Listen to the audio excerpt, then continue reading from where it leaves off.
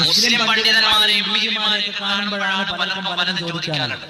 ഇന്നുവരെ കേരളത്തിലെ ക്രൈസ്തവ വിഭാഗത്തിൽപ്പെട്ട ഒരു ബിഷപ്പിനോട് നിങ്ങളുടെ കൂട്ടത്തിൽ നിന്ന് ഒരു സ്ത്രീ എന്തുകൊണ്ട് ബിഷപ്പാകുന്നില്ല എന്ന് ഏതെങ്കിലും മാധ്യമങ്ങൾ ചോദിച്ചിട്ടുണ്ടോ?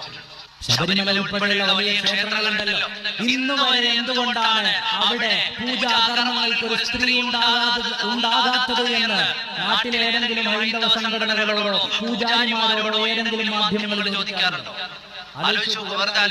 ഏതെങ്കിലും ഒരു പുരോഹിതനോട് ചോദിച്ചിട്ടുണ്ടോ ഒരു സ്ത്രീ എന്തുകൊണ്ടാണ് ബിഷപ്പാകാത്തത്? ഔദ്യോഗിക സഭകളുടെ നേതൃത്വങ്ങളിൽ എന്തുകൊണ്ട് എത്തുന്നില്ല? ഏതെങ്കിലും ക്രൈസ്തവ പുരോഹിതനോട് കേരളത്തിലെ ഏതെങ്കിലും മാധ്യമങ്ങൾ അല്ലെങ്കിൽ ഏതെങ്കിലും മാധ്യമങ്ങൾ ചോദിക്കാറുണ്ടോ?